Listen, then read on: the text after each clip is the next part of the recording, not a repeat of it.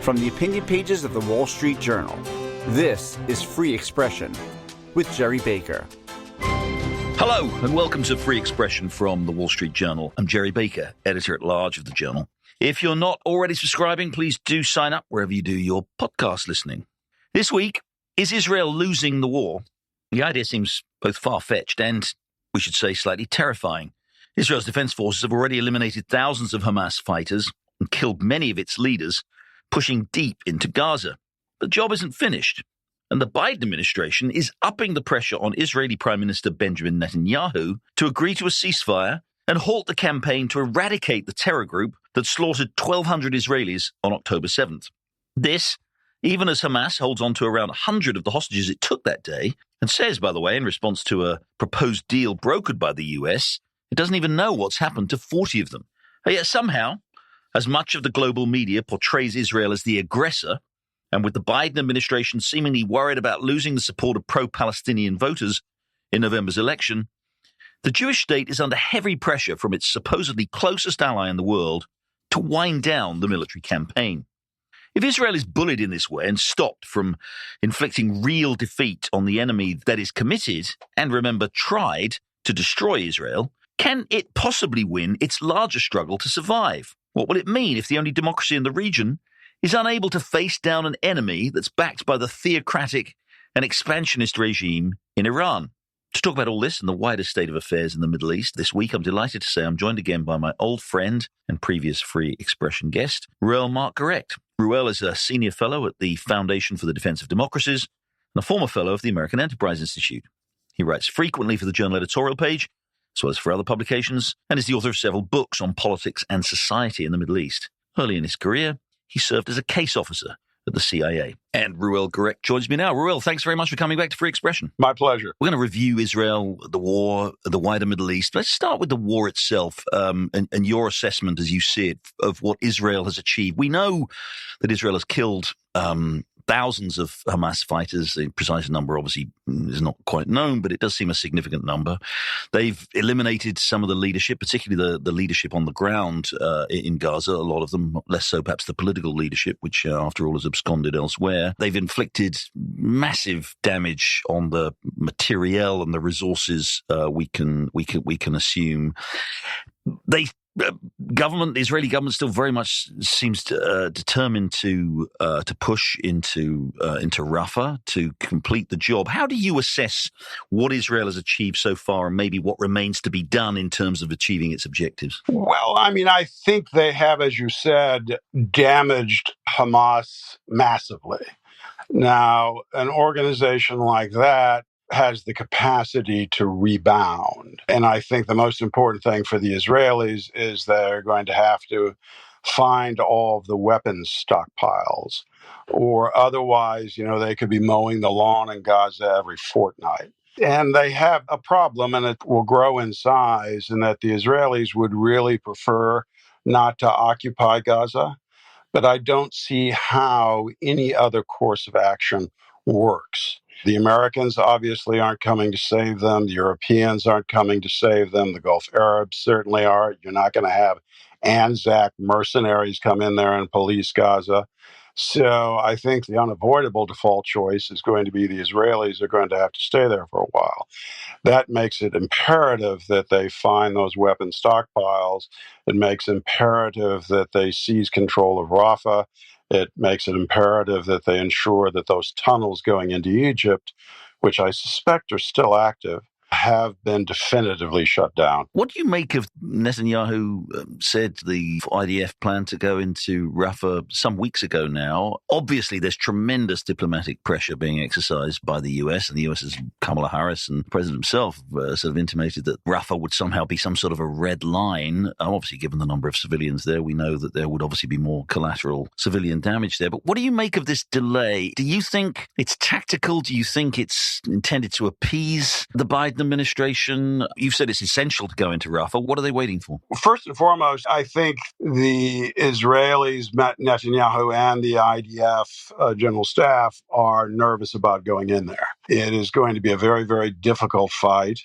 And they have, as is apparent, come under increasing pressure from the Americans not to do it. I think the Americans have come to the conclusion that the Israelis cannot eliminate Hamas in Gaza, and that this battle could be even more of a PR catastrophe. So I think the Americans have sort of lost hope. I mean, urban warfare is extremely difficult. And as you mentioned in your fine op-ed, I mean, this type of warfare, there's nothing worse. And the Israelis are going to have a very, very hard time doing it. So it's natural that they've been hesitant to do so. However, if they don't do it soon, I think they could lose momentum. And that would be a serious mistake because we know there are substantial weapons stockpiles there. A lot of the leadership is there. And the theory that is now circulating, I think coming out of the White House, that somehow the Israelis can not go into Rafah and then periodically go in and attack Rafah and eliminate the leadership, I just think is silly. It's just not going to work. I mean, they'll be mowing the lawn all the time. And I think from a PR standpoint, it would be almost as bad or worse. It would be never ending. That they have to go in, they have to get this over with. You said that the US has probably concluded that Israel can't actually defeat Hamas, so certainly not this way. You laid out very well, they've killed a tremendous number of Hamas fighters. There's still more to be done. Obviously, the rebuttal to that is, well, because of the civilian casualties, and I would argue because of the weight of highly partial public opinion against Israel, they've kindled even more powerful anti-Israeli sentiment among Palestinians.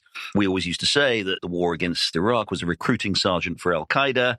And presumably the analysis is the same here, that for every civilian they kill, they probably create another 10 Hamas fighters. What's your sense of that? And indeed of the feasibility of the Israeli objective of destroying Hamas? If the Israelis are willing to go in there and occupy Gaza, something that they absolutely don't want to do because occupation is toxic.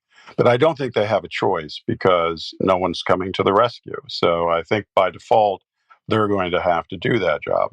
If they occupy Gaza, if they shut down all the tunnels and they ensure the weapon stockpiles are destroyed, yes, you could have a low-grade insurgency continue for quite some time, but it's going to be low grade. It's not going to rise to the level that is a fundamental threat to Israel.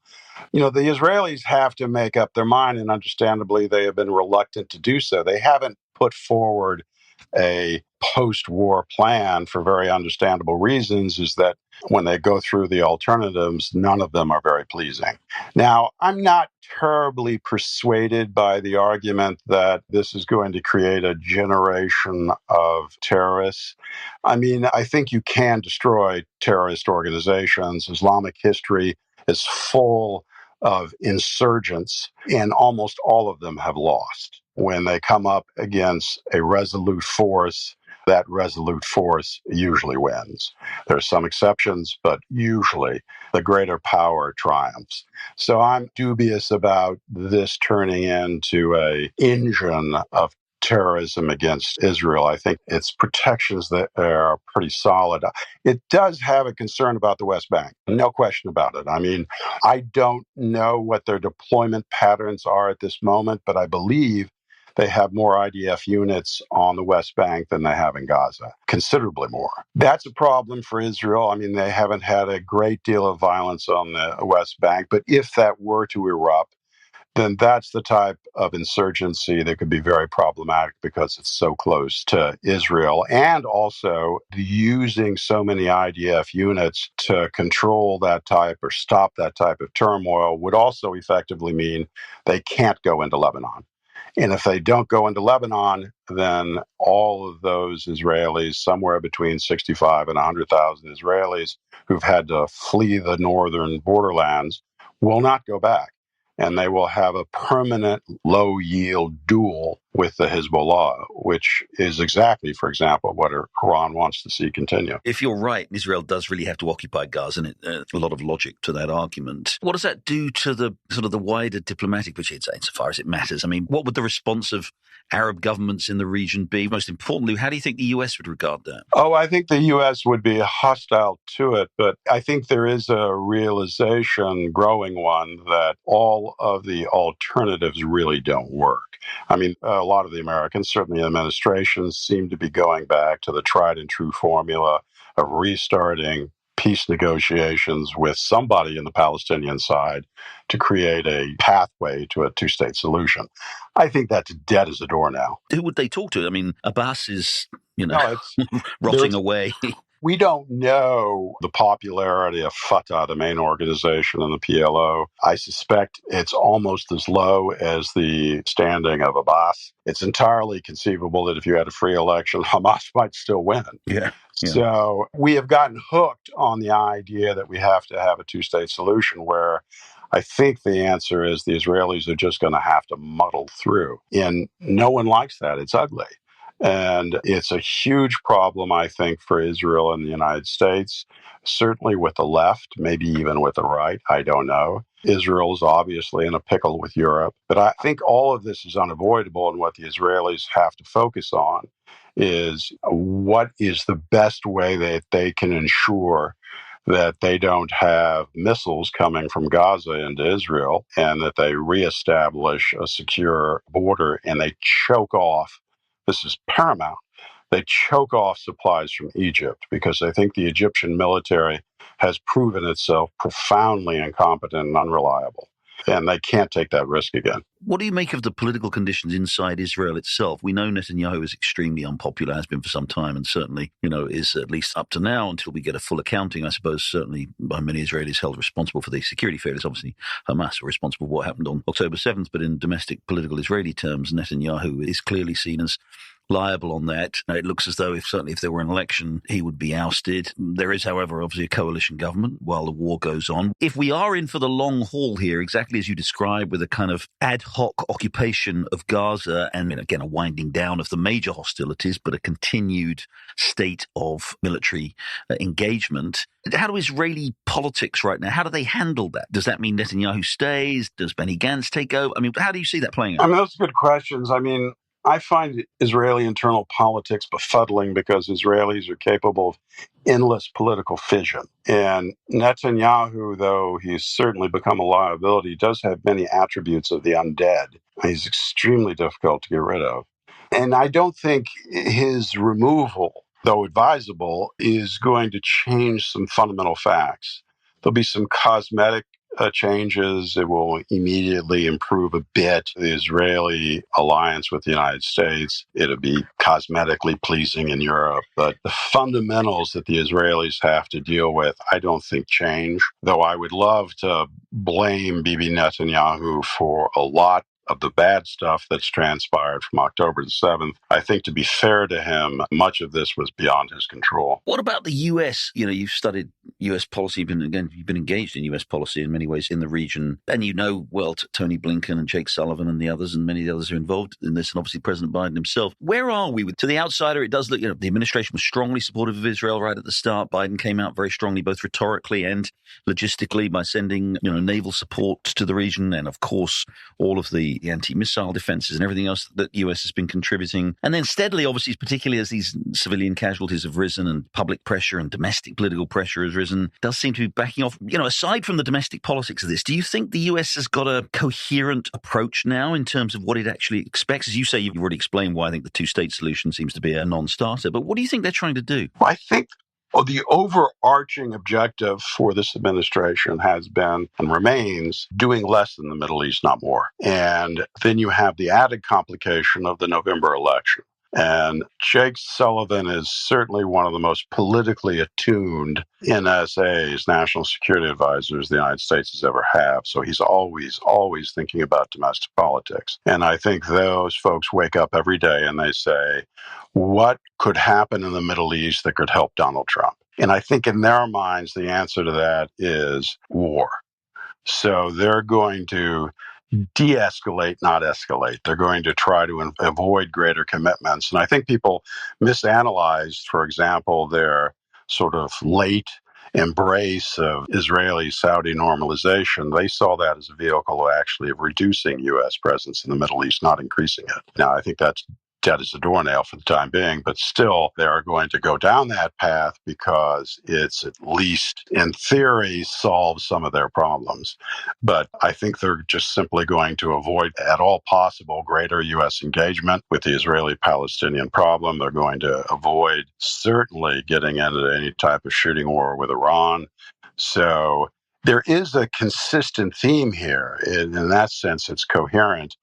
I don't know if it's excessive. I would say it's not going to be successful in the mid or the long term, but it might be successful in the short term. And I think that's all they care about. And that is no big problems before November. Are you concerned that this increasing pressure that they're exerting on Israel now to back off, with the job, as we've just discussed, not really finished? What does that tell us, do you think, about, especially if Biden were to be re-elected in November, should that concern those of us who regard Israel with some justification as not only our greatest ally in the region, but the bulwark of democracy and our values and principles in the region? I mean, how much is that under threat, do you think, by what's going on now? I certainly think it's under threat. We can see the direction that the American left is going. The American right's a bit more complicated on the Middle East. Now, the Israelis do benefit from a great deal of cognitive dissonance inside of the administration on Israel. I mean, on one hand, they are telling the Israelis they need to stop. On the other hand, they're also resupplying them quite substantially. I mean, some Israelis believe that they've received enough weaponry to actually engage in a war in Lebanon. Others are a bit more cautious about what their stockpiles actually are and what would be required. So the administration isn't of one mind. It's of at least two, maybe more. So for Israel's purposes, I suspect that's a good thing. But the direction that the Democratic Party, the left, is going, I think is probably more in the direction of, say, what Senator Van Hollen represents. It's not Biden's old school Zionism. I think that is on the way out. And that's a problem for Israel because Israel's alliance with the United States has always depended upon a bipartisan position. And certainly for older Israelis, it's a bit disconcerting because the bedrock of that relationship was always with the Democratic Party, not the Republican. We're going to take a break there. When I come back, I'll have more with Reuel Gerecht on Israel's war against Hamas and the wider implications for the Middle East. Stay with us. You're listening to Free Expression with Gerry Baker. Don't forget, you can listen to the latest episode anytime on your smart speaker. Just say, play the Opinion Free Expression podcast. Now, back to Gerry Baker. Welcome back. I'm talking with Reuel Gerecht, Middle East scholar, former CIA case officer. We're talking about the war in Gaza, but also about the wider implications of all of this for the Middle East and indeed for U.S. strategy and policy in the region. Let's talk about the wider region, and that brings us straight to the door of the mullahs in Tehran, of course, about subject about which you know a lot and you've written a lot. And let's start on that with the continuing lingering question that's kind of hanging over us. A couple of weeks ago, Israel struck and killed leading Iranian military figures in the embassy in Damascus, the IRGC. Key members of the IRGC. Iran is sworn to a reprisal. What do you expect? I think the Iranians are going to continue with a sort of a low-grade war against Israel, which they have found quite satisfying. I think it's always important to remember that the Supreme Leader, Ali Khamenei, has been quite, precise in his description of how he sees that war unfolding. And that is, Israel perishes through a long confrontation, through a slow bleeding of Israeli happiness and foreign investment. It doesn't die in some nuclear catastrophe, not some enormous battle between the two of them. So using that standard, then I think the Iranian policy, its axis of resistance, its ring of fire, has been pretty successful. And I would expect them to continue it, but they don't want to escalate. The Iranians have certainly shown that they are scared of Israeli escalation. And because the Israelis have gone somewhat biblical in Gaza, I think the Hezbollah is nervous about the same thing happening to them. And the Iranians would be nervous too, because the Hezbollah is their favorite child. It's the indispensable child. And I don't think yet Nasrallah wants to go back and have a repeat of 2006, where he was forced into a mea culpa because of the Lebanese, sort of disgust of what happened. I don't think they want to see another major land invasion. So they want to maintain a low boil. And I think that gives them a great deal of satisfaction. For the Israelis, on the other hand, that's a bad situation. Just on the specifics, though, Iran, again, has vowed to respond to that particular attack. We recall that when, in Donald Trump's presidency, the US took out Soleimani, the Quds leader, there was a kind of very surgical response, wasn't there, Bahrain? It seemed that the US was notified in advance. It didn't really result in any significant, and it certainly didn't result in any escalation. First of all, you do think Iran will respond to that, to the Damascus attack? And secondly, again, would you expect it, given what you've just said about their unwillingness to escalate, that it, again, will be of the sort of same commensurate surgical kind of response? Yeah, they have to respond. I've been reading Revolutionary Guard Corps sites, which are usually the best insights into this. And I think they're not going to go for something that would provoke the Israelis into a direct attack on Iran. So ideally, they'd like to blow up some Israeli or American diplomatic facility. That would give them a great deal of satisfaction. Now, that is always harder to do than it is to say. So the truth about Iran is that its proxies are pretty good in the Middle East. Outside of the Middle East, they're not so good. Iran's intelligence networks are pretty good, sometimes excellent. In the Middle East, they're not so good outside of the Middle East.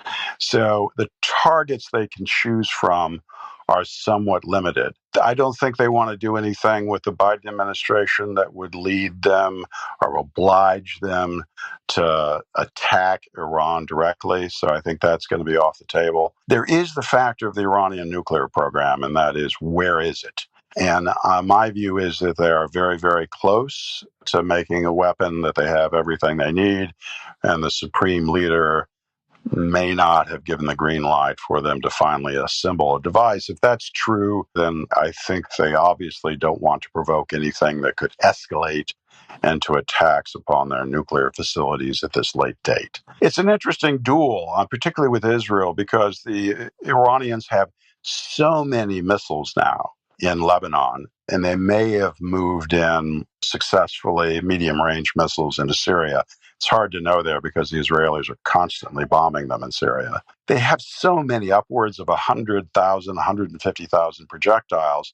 They may have already deterred Israel with their conventional capacity, and that's quite something. You have a conventionally armed foe that is actually deterring a nuclear-armed one. So we have to see. I think the Israelis still have within them the capacity to escalate and escalate quite rapidly. But I know it's without a shadow of a doubt, the IDF is deeply worried about that missile capacity, that perhaps the Hezbollah and the Iranians could pincushion Tel Aviv before the Israeli Air Force could suppress those launchers. Again, if you're right about what you've said about Israel needing a kind of a long-term occupation of Gaza, kind of maybe continuing with a sort of a low-grade kind of military, low-grade war, with presumably continuing responses, across the northern border from Hezbollah, continuing tensions with Iran. What's your sense of how the balance of power has changed and will have changed in the region over the last 6 months? Has Israel done enough to demonstrate to its many enemies in the region not only its willingness, but its ability to strike back and to maintain its security? Or have the events of the last 6 months somehow changed that wider picture, whether it's with the Iran-Israel tension, with Iran's proxies, maybe even with some of the Arabs? Give us a broad picture of how you see the balance of power and the way it has or hasn't shifted maybe over the last 6 months or so. Right now I'd have to say that the battle in Gaza, the war, has redounded to Israel's advantage vis-a-vis the Hezbollah, which is Israel's, I think, biggest concern outside of a scenario where the Palestinians on the West Bank and Israeli Arabs were to engage in an intifada. The Hezbollah, because of all its missiles, is the single greatest threat to Israel now. And I think the war in Gaza, because it has been so destructive, I think it probably has had a positive didactic effect. Now, vis-a-vis the nuclear program, I don't think Israel's war with Iran's proxies has any effect on the nuclear program. We saw that in 2006 after the Israelis smashed the Hezbollah the Iranians immediately started expanding the nuclear program. Oh, we know that's when they started their clandestine nuclear site in Syria. That's also when they started the underground site, which is Fordow, near Qom. So the Iranians responded by actually increasing the nuclear tempo, which is what logically you would expect. So on one hand, yes, this war, I think, has helped Israel's cause against its primary local foes. Against the larger strategic question, I don't think it's helped much at all. And I think it has revealed that the diplomacy that the Israelis were hoping for to make a significant regional difference, primarily including the Saudis and the Abraham Accords, I think that's tanked, and it's probably tanked permanently. So I don't think that's a huge strategic loss to Israel. I disagree with those that thought that somehow the hope of normalization was going to make a big strategic difference for Israel. I dissent from that view. I think it was largely a mirage. But it is nevertheless, it has shown that the MBS isn't reliable, and the intrusion of the Chinese into the Middle East, the successful diplomacy that led to Iranian and Saudi rapprochement, the fact that the Houthis haven't been launching any missiles at Saudi Arabia, shows that the Americans certainly are less influential in the region, and that the locals have realized that, and that the alliance between Iran, China, and Russia is going to grow. It's gotten much tighter, and I see no reason why it won't get even more profound as time goes on. For those who think that's a bad thing for the West and a bad thing for the United States and the Middle East, so that's not good. The prognosis there is not rosy at all.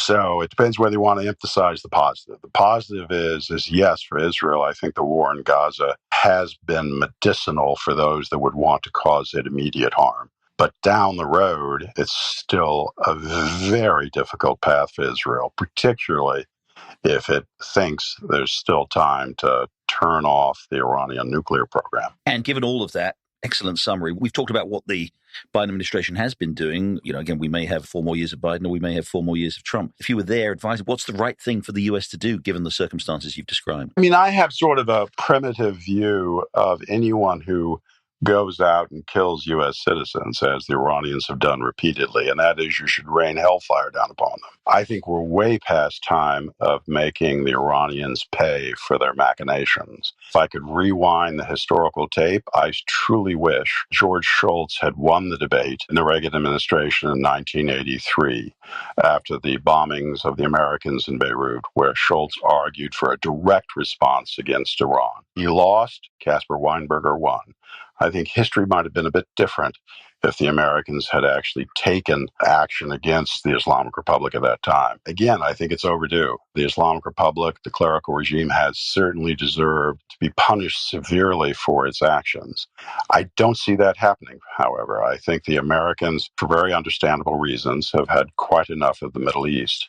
And I think the direction is still on both the left and the right is to do less, not more. So I don't see a fundamental change here. I think it's a question of whether the Americans slowly retrench or quickly retrench. On that rather gloomy and sobering note, Reuel Marc Gerecht, thanks very much for joining Free Expression. My pleasure. Well, that's it for this week's episode of Free Expression. Thanks very much for joining us. I hope you'll join us again next week. In the meantime, have a great week.